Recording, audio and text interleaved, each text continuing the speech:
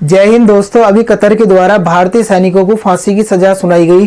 तो ये पूरा मामला क्या है, कतर के द्वारा क्यों ऐसी हरकत करी गई, ये भारतीय सैनिक कौन है, वहां कतर क्या करने गए थे, इन सब चीजों को आज हम डिटेल में कवर करने वाले हैं। अगर तुम चैनल पर नए हो तो चैनल को सब्सक्राइब कर लो। तो दोस्तों लेक्चर की शुरुआत करते हैं।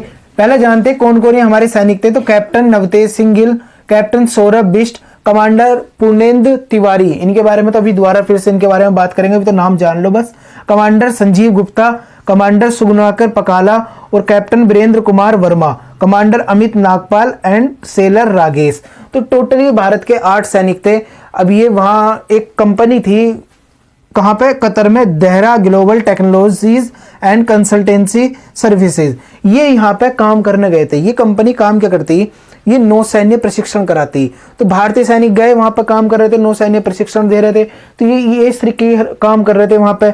लेकिन क्या हुआ, अगस्त 2022 में, ये मामला अब का नहीं है, ये अभी इन्हें फांसी की सजा दी गई, एकदम से गिरफ्तार करके नहीं दी गई। अगस्त 2022 में इन्हें गिरफ्तार करा गया था और इसके साथ भारतीय सैनिकों के साथ इस डेहरा ग्लोबल टेक्नोलॉजीज के जो मालिक थे, ओनर थे, खमीस अल अजमी, तो इन्हें भी गिरफ्तार किया गया था। लेकिन बाद में इन्हें क्या कर दिया गया, रिलीज कर दिया गया, इन्हें छोड़ दिया गया।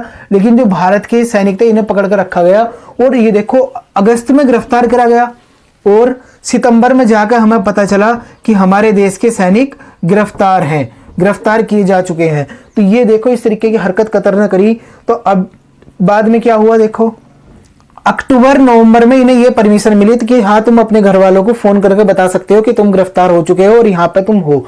वरना तो अगस्त सितंबर में तो इन्हें पता ही नहीं चला कि हो क्या रहा है ये। और दूसरी बात, इन्हें सबको पहले अलग अलग सेल में रखा गया, अलग अलग जेल में रखा गया, बिल्कुल अलग अलग। बाद में इन्हें परमिशन दे दी कि दो सैनिक एक साथ रह सकते हैं। तो ये इस तरीके की हरकत करी गई कतर के द्वारा। अब देखो हुआ क्या था, दरअसल ये जो सैनिक थे ये कतर में काम कर रहे थे, कोई दिक्कत नहीं थी। लेकिन अभी एक व्यक्ति थे, कमांडर पूर्णेंद्र तिवारी, इन्हें दिया गया भारत 2019 में प्रवासी भारतीय सम्मान मिला। इन्हें प्रवासी भारतीय सम्मान या प्रवासी भारतीय पुरस्कार या सम्मान बोल दो यहाँ पर, है ना, कोई दिक्कत नहीं है। तो इन्हें 2019 में ये दिया गया। और ये क्यों दिया गया, ये तो भारत के थे, इन्हें प्रवासी भारतीय सम्मान क्यों दिया गया? दरअसल इनके द्वारा कतर और भारत के रिलेशन को मजबूत करने के लिए एक बेहतरीन कदम उठाया गया। तो इस वजह से इन्हें 2019 का प्रवासी भारतीय अवार्ड मिला। तो कोई दिक्कत नहीं। इस वजह से जो और देश थे वो चिढ़ गए कि भारत, ये जो कतर है ये भारत के इतने नजदीक क्यों जा रहा। जो और कंट्री थी वो चिढ़ गई, वो भारतीय सैनिकों पर नजर रखने लगी। छोटी मोटी चूक हुई और उसका इन्होंने फायदा उठाया और इस वजह से इन्होंने क्या करा, कतर के कान भर दिए। कतर की टीम ने इन्हें गिरफ्तार करा और इन्हें पकड़कर जेल में डाल दिया। तो देखो एक बात अभी मैं बता दूं, जो चार्ज सीट है वो नहीं पता चला। ये सब चीज मैं ऐसी बता रहा हूं जो अभी न्यूज में निकल कर आ रही। अभी पक्का ये नहीं है कि कतर ने किस चीज के लिए हमारे सैनिकों को फांसी की सजा सुनाई।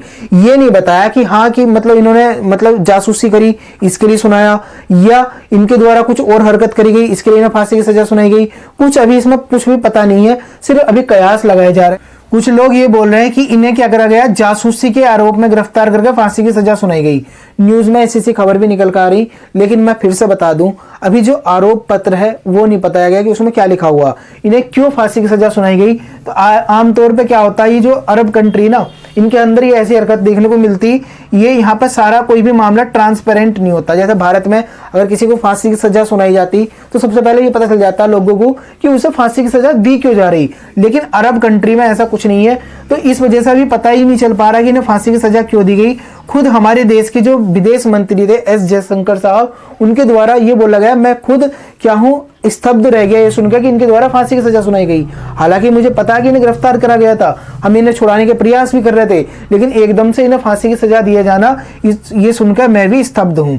तो ये इस तरीके की हरकत करेगी। अब देखो क्या इसमें हो सकता, अब क्या हो सकता, भारत 3 प्रकार से प्रयास करेगा। भारत ने पहली चीज क्या करी, मर्सी अपील कर दी। मर्सी अपील में क्या होता, ये जो यहाँ का राजा है कतर का, वो हर साल रमजान के माह में जो फांसी पाए हुए लोग होते हैं उन्हें उनकी फांसी की सजा माफ कर देता। तो हमारे देश के द्वारा ये इनके लिए एक मर्सी अपील करी गई कि इनकी सजा जो है, सजाए मौत, इसे माफ कर दो। तो ये अपील करी गई। अगर ये इससे भी नहीं मानते तो हम क्या करेंगे, फिर हम करेंगे डिप्लोमेट तरीके से इसे सुलझाएंगे, है ना, डिप्लोमेट तरीके से इसे सुलझाएंगे। इसके बाद भी अगर कतर नहीं मानता तो हमारे देश के प्रधानमंत्री आएंगे, वो उनसे कहेंगे कि मान जा भाई, वरना देख ले तो उड़ा दूंगा मैं। तो अगर फिर भी नहीं मान रहा तो एक बार और उसे थोड़ी सी चेतावनी दी जाएगी कि हाँ, इंटरनेशनल लेवल पर कतर के ऊपर दबाव डाला जाएगा कि जो भारतीय सैनिक है इन्हें तुम छोड़ दो, इन्हें फांसी की सजा मत दो। क्योंकि किसी भी सैनिक को अगर किसी भी देश में, मान लो भारत का ही सैनिक है, अगर उसे कहा कतर में फांसी दी जा रही, तो ये कोई नहीं बोल रहा है कि हाँ जैसे कैप्टन वीरेंद्र कुमार वर्मा को फांसी दी गई, ये नहीं बोलने वाला कोई। सब ये बोलेंगे कि भारतीय सैनिक को, तो यहाँ पर पूरे इंटरनेशनल लेवल पर भारत का नाम बदनाम होगा। तो इस वजह से इंटरनेशनल दबाव भी इसके ऊपर, कतर के ऊपर डाला जाने वाला। तो अब देखते कैसे ही मानते हैं, या तो मर्सी अपील से, डिप्लोमेट से, या प्रधानमंत्री से, या इंटरनेशनल लेवल पे, या कुछ और हमें सोचना पड़ेगा। तो ये सारी चीजें अभी चल रही है, देखते क्या इसका सोल्यूशन निकलता। हम तो बस ये चाहते हैं कि इन्हें जल्दी से जल्दी इनकी सजा माफ हो और ये भारत में वापस आए। और ये जो आरोप लग रहे हैं कि इजराइल की इन्होंने जासूसी करी, ये एक तरीके से निराधार है। अब देखो क्या है, अब ये देख लो कि भारत के कतर से रिलेशन कैसे हैं। दरअसल 2008 में हमारे देश के प्रधानमंत्री मनमोहन सिंह कहाँ गए थे, कतर गए थे। तब से हमारे जो कतर से रिलेशन है बहुत अच्छे हो गए थे। बाद में 2015 में कतर के जो शेख तमीम बिन हमाद अल थानी ये भारत में आए थे। और इसके बाद 2016 में हमारे देश के तत्कालीन प्रधानमंत्री नरेंद्र मोदी गए थे, और ये भी कहाँ गए थे। इससे क्या हुआ, हमारे देश के रिलेशन और भी ज्यादा मजबूत हो गए थे। और जैर अल बहर ये एक नौसैन्य अभ्यास है, ये किस किस के मध्य होता, भारत और कतर के बीच में एक नौसैन्य अभ्यास है।